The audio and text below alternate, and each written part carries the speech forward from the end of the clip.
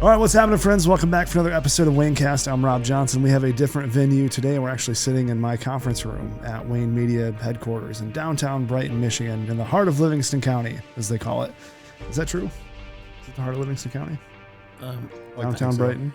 Yeah. I think it's technically Howell, but I'm biased because I live here, so Is it because the courthouse is in Howell? Yeah, it's because it's like this. It's the county seat of Livingston County, technically. But Brighton is better, so it's okay. Ridiculous. All right, so joining me on the podcast today is our friend Clark from Co-work Brighton and our friend Eric from EXP Realty. So, fellas, I'm going to give you guys like 30 seconds to give a quick introduction to yourself for the listeners, as neither one of you have been on the show before, correct? You were on the Chamber podcast, which is correct. A bit of a different flavor than this podcast. Very different, yes.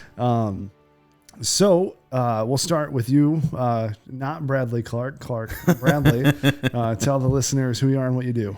Yes, thank you. So I'm Clark Bradley. We own and operate Co-work Brighton in downtown Brighton. It's a co-working space, flexible working space, whether it's open desks or private offices for rent, meeting rooms, conference rooms for rent. I spent some time as a financial advisor in my previous life at Chase Bank and live in Brighton since 2014. 3 kids. All right, very good. Eric. Awesome. Well, I'm Eric Meldrum. Thanks for having me. This has been awesome. We just had some great lunch and we're sipping on some tequila. But Eric Meldrum, I run a team here in Livingston County and Washtenaw County for real estate. And then we also have our team in Tampa, Florida as well. Amongst other things, that's my main thing. And then I also run Brighton, Michigan Happenings and our Brighton Professionals and Entrepreneurs group here. And then I'm partnered with a bunch of EXP agents to help coach and train and support and uplift agents all around the nation. Fantastic. So quick follow-up on that. So you said in Tampa, Florida as well. Tell me about that. So my business partner, Juan, he runs our team down there. So he moved from Metro Detroit a couple of years ago, actually, and then started selling real estate. He was still selling real estate here in Metro Detroit, and then started getting licensed down there. And then we started marketing and just kind of organically growing the team down there. And now he's down there full time and we're rocking and rolling. Very good. So the topic for today I want to talk about is business structure. So we've talked a ton. The last week's episode I talked about basically it's this idea of how to get more organized in your business. And the idea of, are you actually asking the why question around the things you're spending money on? Because a lot of times what happens is you accumulate vendors, you accumulate even employees to some degree, and you don't realize the larger you get how necessary or unnecessary those line items might be. And when I say line items, I'm not talking about employees, I'm talking about the actual expenses. But a lot of times people will grow and they'll scale and they'll never audit, okay, why am I doing this? Why am I spending money on this as opposed to this? How much research am I doing? Mm-hmm. And you mentioned, Clark, that you did financial planning at Chase. Before I did Wayne Media, I did personal finance consulting. So I could always find 10 to 15% in people's or businesses' budget that could easily trim out just through a simple audit. Mm-hmm. That's the same thing with businesses. A lot of times if you're in the weeds of things, if you're an operator and an owner, you don't really have enough time to sit down and run through those numbers. And that's why, to me, like one of the most valuable things I've done in the last year is hire a financial controller, someone that can actually look at the books, because I don't have time. Mm-hmm. And it's just something that's really missed is like, who's the person that's actually investigating that? Are you asking why about the things that you're spending money on? Because those things can add up. And if you don't have an eye for, structure or organization, you had mentioned when we were eating lunch, you generally in 2 companies, you have a visionary and then you have an execution person. Someone that's going to, carve, you have Steve Jobs, right? He's going to do the vision of the company and he's going to tell everyone else that they want, his whole record collection and a phone, get on it. That's what he's going to tell them to do.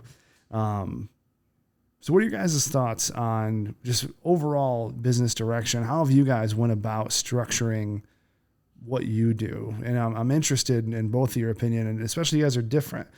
You're kind of in an industry, Eric, where you have contractors. It's realtors on teams. They're largely self-employed, quote unquote.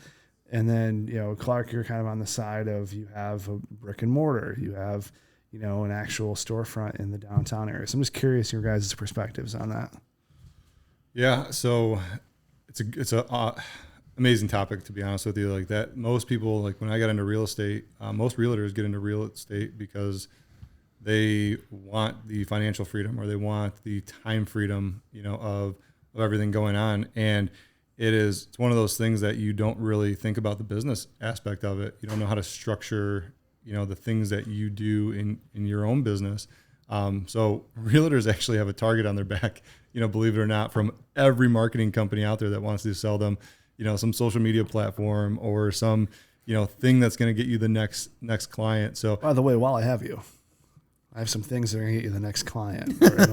Exactly, right? Here we go. That sales pitch, right? Yeah, that's the whole point of this meeting, by the way. Exactly. Clark was a ruse. So he's leaving. I'll leave my credit card at the door. Thank you very much. You can see Julie on your way out. Yeah, but it's so true. I mean, there's tons of realtors I know that just buy, right? And they do this thing and they have this shiny object syndrome. Like that's going to solve their problem. When I got into real estate, I didn't get into real estate, right out of college. I worked 10 years in corporate America running supply chain operations for, startup companies and organizations, went into software, for a little while and did some consulting in that space. And so I came into real estate fully thinking like I'm running this like a business. Yeah. Like there's real estate is just a vehicle, but this is the business that I'm starting. Right. So all of the things that I need to do. And I worked full time in corporate America, while I was building my real estate business. So I didn't have time to really focus on too many shiny objects. I had to pick the type of things that I wanted to do. And that all came down to really doing an audit of what is it that is actually going to produce income? What are the things that are actually going to help me build my business? So I love this topic. I go on for probably this podcast is going to be 2 hours. Well, Clark, I want to get you in here, but I want to stay on this point for just 1 minute because it's such an important piece. Realtors have one of the highest turnovers in terms of positions. Generally, not saying generally, some people go into it as a second career, second act, but largely there's such a turnover. I forget the figures, but it's well over 50% in like an 18-month period, something like that. And I think one of the biggest reasons why is because of what you had mentioned. When you get into real estate, there are so many things coming at you. I need lead generation. I need a virtual assistant. I need, this CRM. I need email marketing. I need a website. And then you have all these expenses that pile up and you've never taken the time to measure which one is the most effective, which is the least effective. How can you cut it out? And most vendors are 12-month vendors, so you're stuck with them for a year. And it gets overwhelming. It gets stressful. The expense category goes up quicker than the capital category. And you're just like, all right, I'm done. Bye. Yeah, you burn out really quickly. And what you don't really realize is that you're not going, if you treat it like a job, then you're going to get paid like a job. In there, you own your own business. So whether you go to this company or that company or whoever, like nobody is your boss but yourself. Yeah. All right. So most realtors go into that mentality of like, there's always going to be someone that's going to tell me what to do. And that's just a fallacy, right? in the industry is you have nobody telling you what to do. You need to figure it out. Yes, there's going to be some people along the way that could help coach, mentor, and train you, but you need to take the initiative to do the things that are going to be income producing and generate clients and build relationships and ultimately, lead to a sale on a home. Right. And that's something that people miss. They miss the dynamic of how do we serve people well, and they forfeit that in trade for how do I get the most amount of people to my door. And that's such a recipe for disaster. It can only work at your disadvantage in the long run. I think, Eric, you brought it up earlier and we talked about it, that book Traction, with how somebody might be more of an innovator versus an implementer. I'm not using the right words, but my wife is definitely, the innovator. She kind of led the charge on the ideas and kind of seeing the co-working space come to life. And our third partner, Mary Ann, which I think you both have met, she's very practical. And so it's like I'm more like Jen, and I guess I'm kind of somewhat in the middle of the two of them, but Jen will have these ideas and kind of these pie in the sky type things. And Mary Ann is very much okay, let's put it to paper. Let's get the to-dos out. Let's get, whose task is whose. And then we're following up, she's the driver of our weekly meetings and so on. And so it's great. And in previous businesses that I've had, or as my time as a financial advisor, I had people in my kind of network or sphere that were more of the implementers, were more of the detail oriented individuals, because that's not really my strength. One thing that came to me as you were doing the introduction, I think a good way of looking at it too is like, what's your superpower, right? Or what's the best use of anybody's particular time, right? Yeah. So we have I'll use an example. Like, we have a guy that cuts our grass, right? So for me, spending 2 hours a week cutting my grass, even though I owned a landscaping company in high school and college, that's not my superpower, right? Yeah. It's figuring out how to grow this business and create wealth for my family, right? And thinking a little bit bigger or outside the box, so to speak. So if you figure what's your hourly wage, right? And it costs me $45 every time the guy comes to cut my grass, I'm better served paying that, even though it's a short-term loss, because it gives me 2 hours, whether it's spending time with my family or putting food on the table, so to speak. That's a fantastic exercise to do, is really like do a time audit on what it is that you're actually spending time on in your personal life and your business. Yeah. And figure out, like, do you need to be cutting the grass? Do you need to be doing the laundry? Do you need to hire a house cleaner? Do you need to hire somebody to make food? Do you need to hire somebody to watch the kids? It's more cost effective for both people to work. There was a YouTuber, and I forget her name. If I can remember it, I'll link it up in the show notes for the listeners. But basically, she had made a video about all the things in her life that she doesn't do and pays somebody else to do. And the video was actually really good. It was like 20 minutes. And she talked about house cleaning, the laundry, the grass, dog walkers. And basically her mission was, I want to spend a full year on just creating content, on just building my YouTube channel, and giving a real behind the scenes look at how I do that. And I can't do that if all I'm doing is laundry and dishes and cleaning up and, all that stuff. And she got so much crap for that video because, like, oh, you have to have somebody do this. And it's like, well, so do you. Like, you go to a restaurant, oh, you have someone bring you your food. Oh, it's terrible. Why don't you go home and cook? Like, it's only at what level you're uncomfortable with that you want to be, disingenuous or be rude to other people. Like, that is a very important thing. Like, if laundry is not my bag, I'm going to hire somebody to do it. And if my time is more valuable, if it costs $160 a month for someone to cut my lawn and it takes me 6 hours to do it, I can make a hell of a lot more than $160 in 6 hours. I'll tell you that. So yeah, those are things that you need to think about. And just a lot of people kind of just put their nose up because you're not a real man unless you cut your lawn. Yeah, right. And I didn't cut mine all last summer, and it felt great. I love it so much. Yeah. I know. I'm like, call me whatever you want, man. Like, I get home on a Friday and the lawn is cut, and it's like, I can't get enough of that. I love it so much, and it's like, whatever, last year right? was the first year I didn't do it, and it was like, it was just nice. Yeah. And there was and it wasn't even like a company. There's some older kids in our neighborhood that wanted to do it because we live in a subdivision. I'm like, hey, we'll do this, we'll do this, we'll do that. And I'm like, yeah, just whatever you want to do. Like, that's awesome. Right. And they crushed it. Yeah. I was on that YouTube made me remind me of a podcast that I was just on with one of my friends, and he's built his business like incredibly over the past year. I mean, he's a real estate agent in Dallas, Texas, and just absolutely crushing it. And, one of the things that he told me is, like, you got to get on video, right? Because if you can do the video, then that is the biggest ROI you can give your family and yourself. Didn't even talk about the business. And I was like, what do you mean by that? He goes, think about the video that you just shot. The 30 minutes or the hour that it took you, maybe 5 hours, because that's what it takes me to shoot one YouTube video. Think about those minutes and hours that you're spending right now. Those are all going to pay dividends in the future. He goes, as soon as my watch time eclipses my video, he goes, I just bought back an hour. I just gained an hour or a minute or whatever it is, of my life, because now I have a sales pipeline that is going out on YouTube, and people are watching it, and I could be on the beach in Florida. I could be, on vacation, and my videos are working for me. So regardless of whether it's, hiring somebody to do your laundry or hiring somebody to cut your grass, or taking the time now and sacrificing to build that business, because now that YouTuber probably doesn't have to do as many videos as she did her first year, right? She can scale back. And now she has all those things working for her out there in digital media. That's tremendous. And when you look at Like, so you mentioned to me one of the things about our marketing company, and this is not a plug for us, but like that you liked was that all of the pricing's online. It's basically like a DoorDash. You go, you pick what you want, and you hit checkout, kind of. Yeah. Like that is exactly the experience we want. And to your point, like we created videos for each service type that we do. Because in my mind, I want our salespeople selling when they get to meetings, not explaining.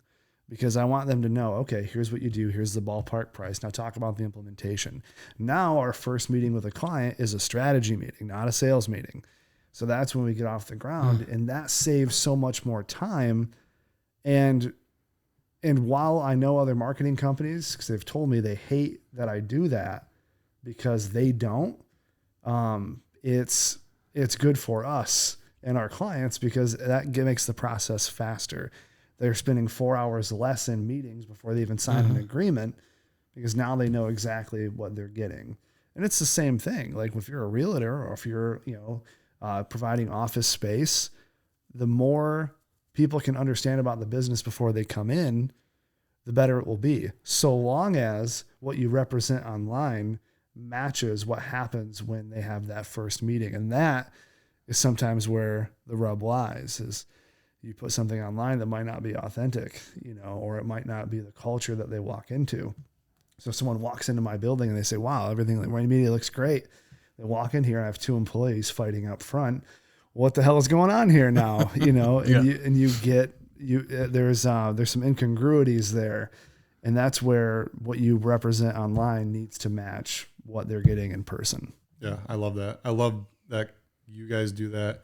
And just companies in general. I mean, just transparency in today's day and age is super important. Nobody wants to feel like they're being sold. I mean, you don't pick up your phone if you don't know the number that's calling, right? Absolutely. Yeah, it's like, you can't get a hold of anybody to even have I don't that pick up my phone if I know who it is. That's a different story.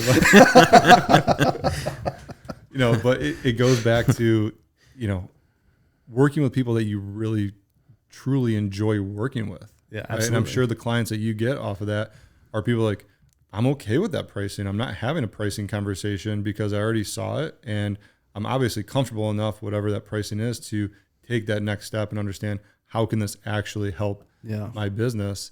And so you start working with the people that you enjoy working with instead of talking to everybody and then figuring out, are we a good fit to work together? You could have done the filter. You could have had that up front. Yeah. And that's, I start uncomfortable. You want to start uncomfortable so that way you get all of the qualification stuff out of the way. It's like when you go and get a mortgage, they're going to go through your credit score. They're not going to be like, hey, how great of a person are you? Because I can't lend a mortgage based on it. Maybe manual underwriting can, but the actual process can't. You have to start with what's uncomfortable so you know where you stand. So you got to start with price. You got to talk about with communication. Do you want to be led? Do you want to collaborate? Whatever that looks like for whatever business. You have to start with the things that you don't necessarily want to talk about or might be more uncomfortable to talk about for some people. And then after time, pricing is casual. It's like, hey, what's the weather? Hey, we charge this much. It's not a big deal.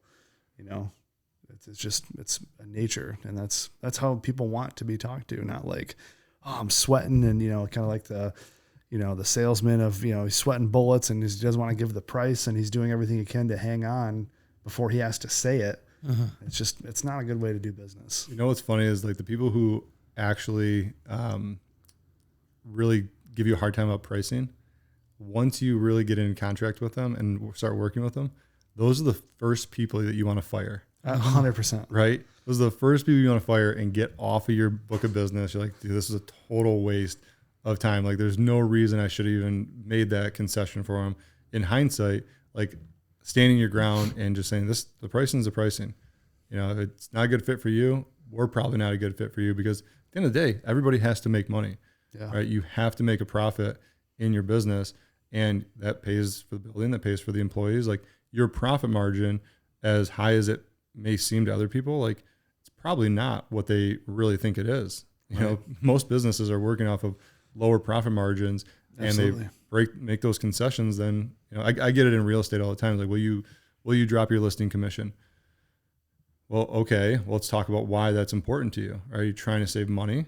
or are you just trying to beat me up on price because that's the type of a person that you are? Right. And if it's really about money, then let me tell you exactly what happens when I do drop my commission. Well, I have my broker split, I have taxes, I have marketing fees. So out of all this, if I have the same overhead and I'm reducing my commission, what should I take off the plate? Right. Or do you think I should do the same job for less money? Yeah. I have this. So as an advisor, right? Like, I mean, there's costs involved with working with a financial advisor, right? And when I was doing that, and the mentality that I had to change to and had to do pretty much a fundamental shift is basically when you're going into a client meeting or you're going into a presentation or a pitch, whatever you want to call it, there's an absolute necessity to act like you don't need it. Meaning, I'm going to present what I think makes sense for you to get you closer to whatever financial goal you might have. And I'm going to tell you why I think it makes the most sense for you to work with me. And I'm confident in what I can do and the firm that I represent and all that we can handle on your behalf. But if you don't want it, like, that's fine. I will go to sleep just fine, knowing that I gave the best, proposal that I could. But if I have any ounce or whiff of desperation, or scarcity or any of that, especially in the financial world, those, tend to be a little bit more savvy type individuals when you're dealing with their nest egg, and rightfully so. It doesn't end well usually, Breath, right? Yeah. Yeah. It's like you can sense it. Oh, yeah. That's a real thing. And the other day, it was kind of a 2-part circumstance that took place. One of my partners in Louisville had called, and he said, we were talking about just business in general. And he was like, well, do we want to have lower tier items to attract people to get them in the door? And it just turned into this whole conversation of business philosophy. And what it came out to be was, like, I told him, I don't want to be, or I said, I would rather be broke with integrity than trying to be rich and desperate. Yeah, like, I just can't do that. And then that turned into a meeting or an internal memo that I put out to our team about communicating with one of our clients and what good communication looks like. And I use that same line of, like, we want to stay consistent with what we offer, not bend to fit somebody else's model. Because when you do that, they can smell the desperation. They can say, well, this guy's trying to get anything. And, I had a client recently, a potential client, that was like, hey, this is $1,700 a month. Can we do 10% less? And I asked him, what difference is that $170 a month going to make for your business? Just tell me, like, what difference is it going to make? And we can talk about the strategy and talk about what goes into that. And they just didn't know. They just wanted to pay less money. And that's not how you make financial decisions as a business owner, just by wanting to pay less money. Like, it has to be more than that. You have to have more substance than just, I want it for less. It's like, well, of course you do. Like, I want everything for less, but I don't go to Best Buy and I'm like, hey, this iPhone, hey, Steve Jobs, well, not Tim Cook now, can you knock 15% off for me? Like, it just doesn't work that way. Right. And it really doesn't work that way with small businesses, or at least it shouldn't, but people think it does because you're smaller. Yeah, but think about what that does to your systems and processes too behind the scenes. Like, if you take on a client and you're like, okay, we'll kind of like customize this package for you because that was what you wanted. If your whole entire business and all the employees' systems, processes, and procedures, if they're all based on all of your standard products, now how does this person get the best service from you? Right. And now your employees are like, Rob, dude, you brought in this client, like, I don't know what they want. They're emailing me that said you told them that they're going to get X, Y, and Z. I don't even never heard of that. Yeah. Right. So it just creates massive confusion. No, it's with and I never showed up the same. I'll admit it. Like when it was the clients that would beat you up on the price or ask for a discount, and I would agree to it. Earlier on in my career as an advisor, it's like I would never show up the same way because it's like, oh, this is the guy that beat me up on a discount, and I was reluctant, but I'm like, okay, could use the new client or the money from it, and it's like, then it's like it's just bad from the get-go. You don't feel as good about working in that environment, and that's why historically, and I've said this before on this podcast, the cheapest clients are often the worst clients. What I mean by cheap isn't the lowest paying. I mean the ones that want the most amount of things for the least amount of money. Yeah. So I have clients that are $500 a month, and they're tremendous. Like, I love working with them. It doesn't matter how much you're spending. It's the moniker of, It's are the you mentality. trying to beat us up Yeah. for nothing? And they're like, oh, it's just simple. Just write this blog. It's really easy. It's like, well, have you written one? Like, that's why you're asking me to do it. So I assume you haven't. So like, it's or not. don't want to. Yeah, right. Yeah. Or you don't want to. It's a lot harder You've than seen it what's in looks. It's not a simple process. I can write you an AI generated blog really quickly if that's what you want. That's not what's going to help. Yeah. Well, like we talked about $500 and I'll use Jarvis. Cool. Yeah, right. like we talked about the production of any type of content for social media or a podcast, and it's like the actual recording is what 10%, 20% of the actual time, right? So if it's an hour-long podcast, it's usually, at least when I was doing them, it was 3 times that long to edit and process and publish.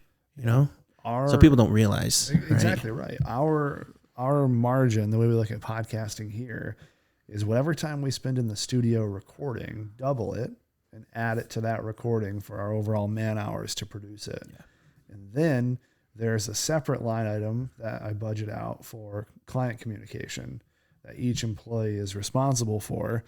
And that comes out of a separate operating bucket. So like, there's more to it than just, you just got to press record and publish. It's like, then you do it. Like, if it's that easy, man, I'm like, good luck. That's awesome. Good for you. Like, I'm super happy for you. But it doesn't work that way. And what does all this equipment cost? That's the thing people get hung up on. Well, they shouldn't get hung up on. I take that back. They shouldn't get hung up on. Like, if they're going to start doing something social media wise and getting content out there, just use what you have. But if you want the professional, well edited, podcast and video that you're paying for, well, all this equipment costs money, right? And they're also understanding the value of their time, right? To bring it full circle. It's like they're trading those dollars for time in that they're getting back 4 hours a week by not having to do an hour podcast. Yeah.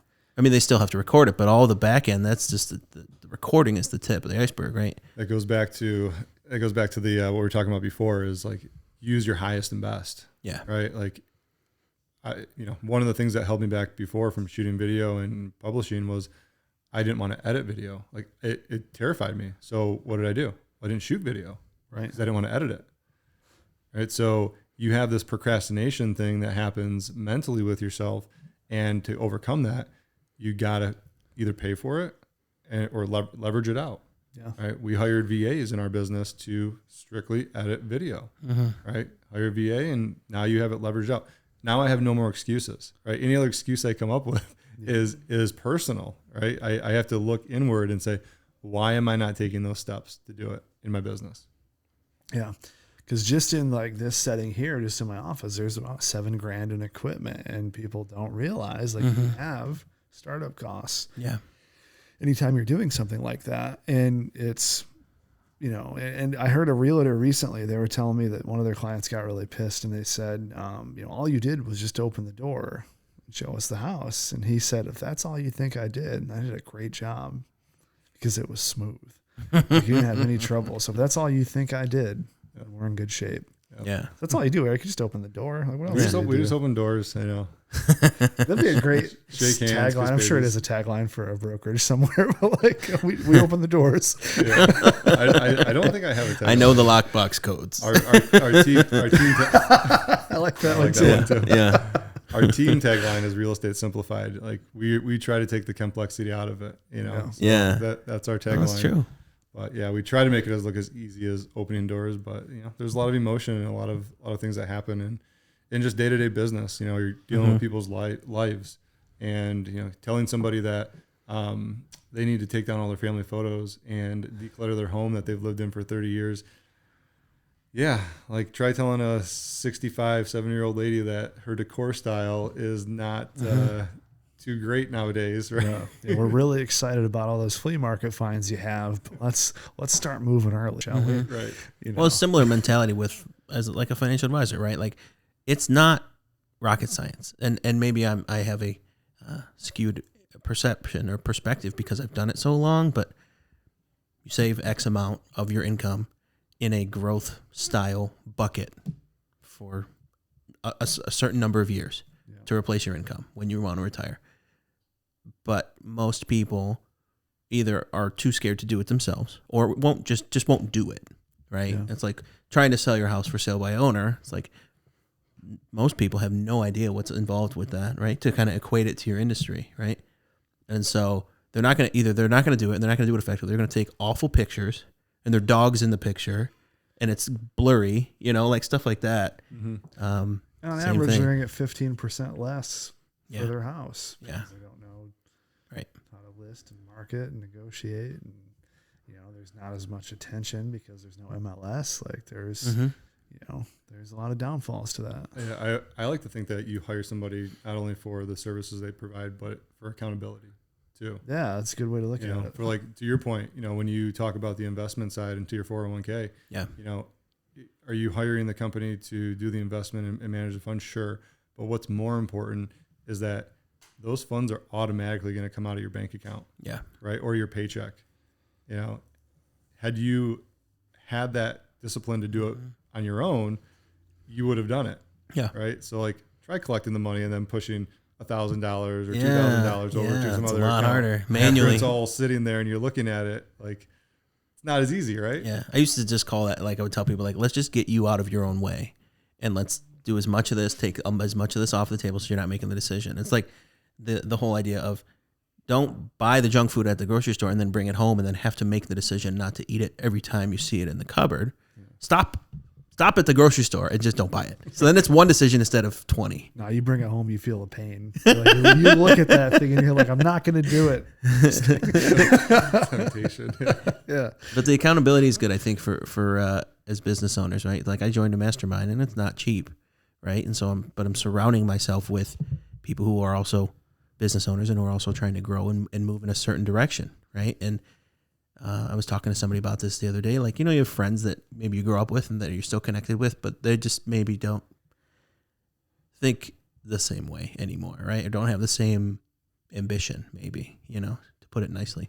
And so it's you just surround yourself with certain people that have the same drive and then also are putting money into that same bucket that they're also showing that that's a priority of theirs, right? So you're building each other up, right? Yeah. And those who pay attention. Yeah. Right. And it's just anything that you ever think about buying for your business. Right? If you can go get something free. There's a free version of pretty much everything out there. That you could do. You could find some guy to run Facebook ads, for free until you generate money. Yeah. Right. And then they'll take a percentage of whatever sale that you do.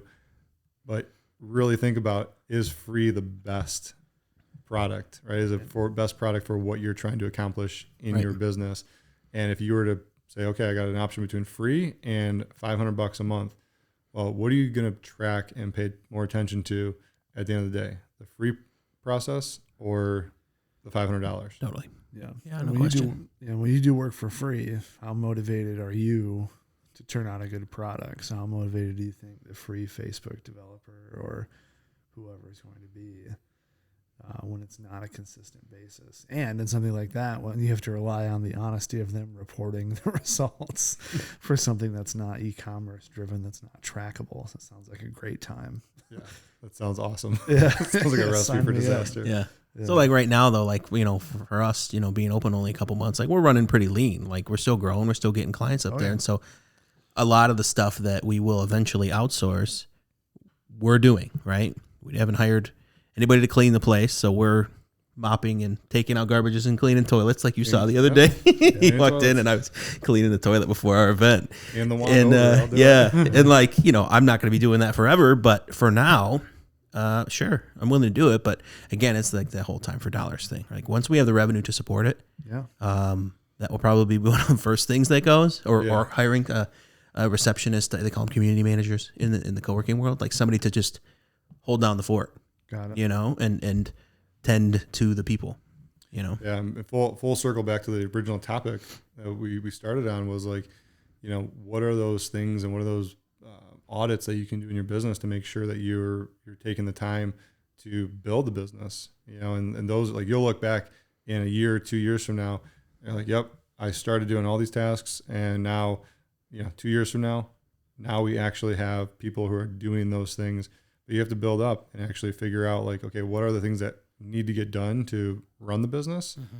And then how do I get those off my plate as soon as possible so I can go on and do the things that are going to continue to grow the business, develop relationships, and get out and bring more people in. Yeah.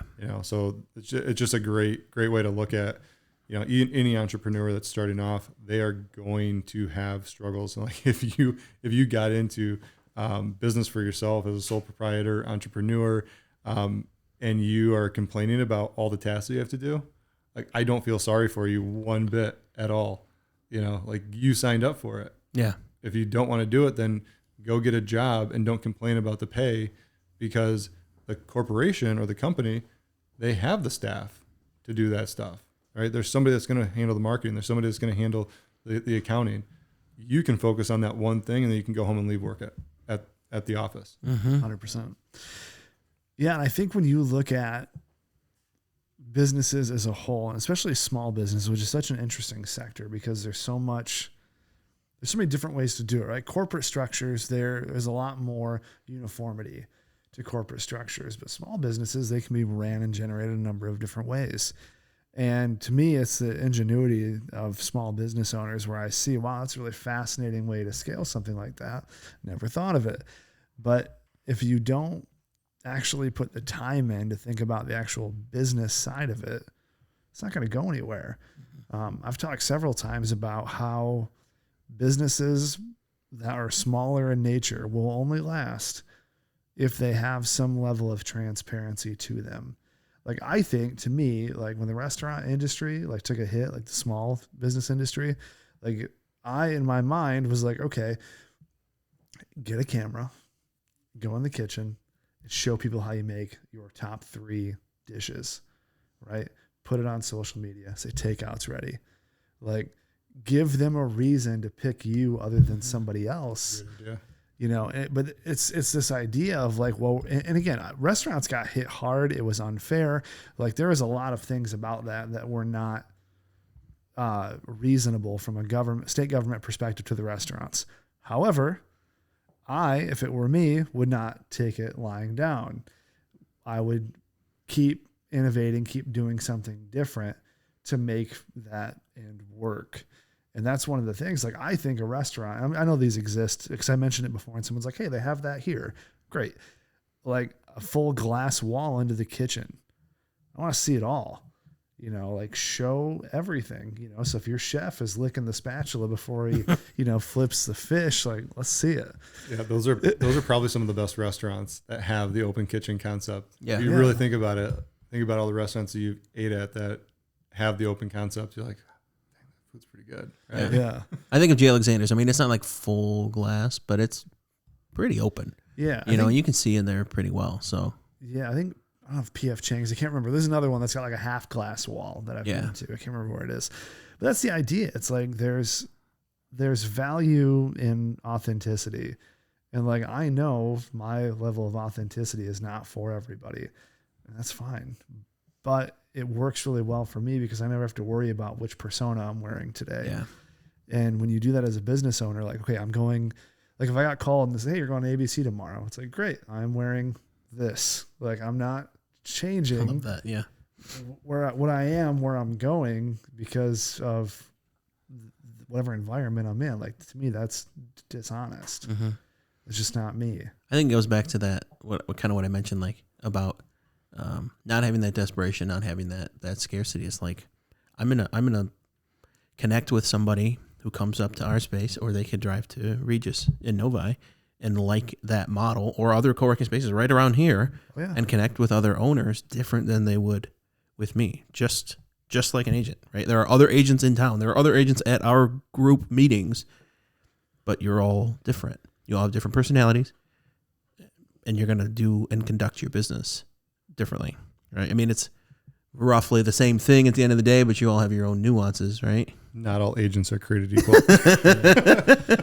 That's true. I had to say that. That's absolutely true. That's absolutely true. No, but it is true. I mean, I love what you said too about, your persona is the same every day, and it's, again, back to, you'll attract the people that you want to do business with. And if those people are not for you, they're not for you. It's like, I equate this to ice cream. I'm a huge ice cream fan. So that's my Achilles heel. If you put ice cream in front of me, I'm going to eat it.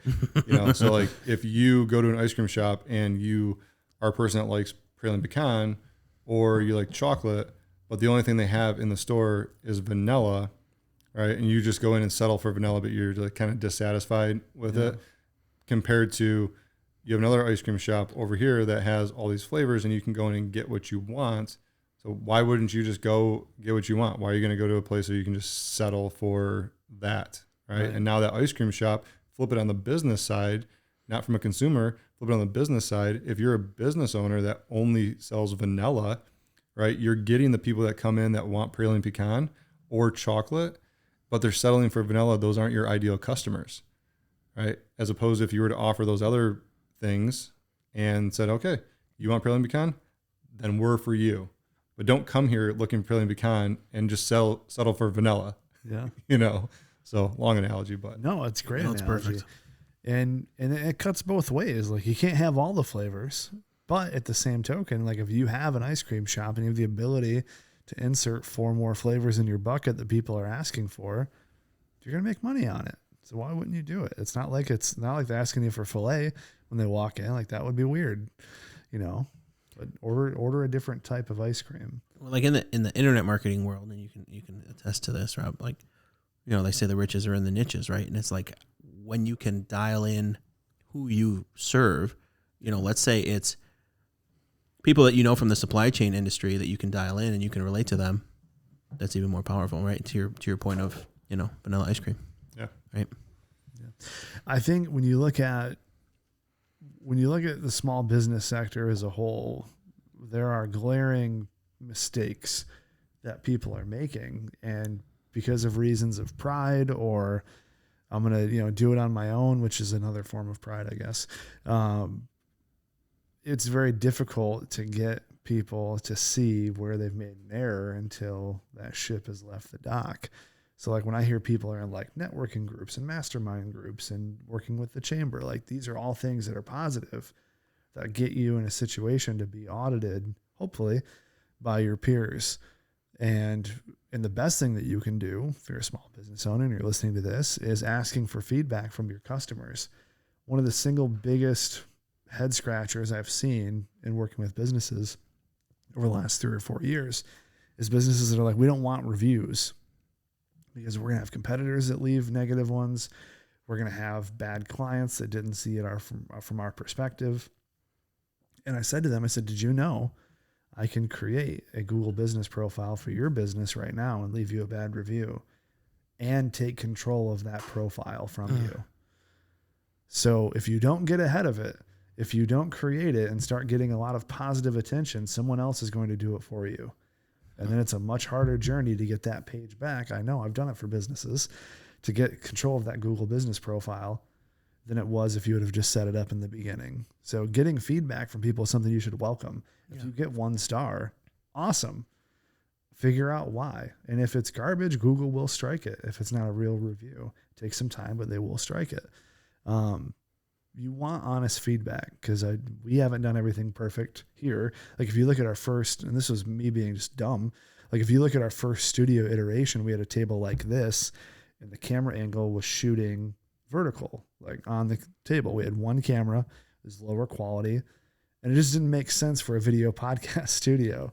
So then I was like, well, we need to change the orientation of the table, which means I structured the room wrong. And then I had to work backwards to figure out all the things we did wrong. And then it got better. But if I'd have been like, no, this is definitely the best angle ever, you can't convince me that I'm wrong, I would have looked like an asshole. Like, and you don't want that. Because you're too proud that that was your idea, and you don't want to admit that it was, a half-cocked idea. Yeah. And just call it what it was. Like, we were busy. I didn't think about every detail as well as I should have, and that's okay. Mm-hmm. We fixed it. You can't be perfect. Right? Yeah. You're willing to evolve. Yeah. And we're still not Absolutely done. Like, you guys, I'm sure, aren't done. Like, no one's kind of reached. Like, that's why we were talking about settling the other day. I was like, I'm never going to settle. I'm never going to be like, oh yeah, I've reached the best part of my business. Well, maybe I've reached the best part, but it will get better. It'll get even better and better, because I'm never going to be like, oh yes, I've finally reached the top platitude, where you reach, I forget whatever the top level in Scientology is, but that doesn't exist. Yeah. I think the Tom Cruise level. Top Gun. That's what they need to call it. The Maverick level. Yeah. I think if you get to that point anyways, like for me, I would be moving on. I would be looking for the next thing. If I got to a plateau level where I couldn't take something I was working on any higher or any bigger, like now I'm getting uncomfortable, right? I'm uncomfortable when things are kind of stagnant. I'm uncomfortable when things are not moving quickly enough or things aren't growing. So I would be looking to move on too. It's just something that, I think entrepreneurs in general just love building things. And, once they get to that level, they're going to move on, whether it's an exit of the business or, expansion, a second location. I mean, it's inevitable. If that's in your DNA, then nothing's ever done. Right. 100%.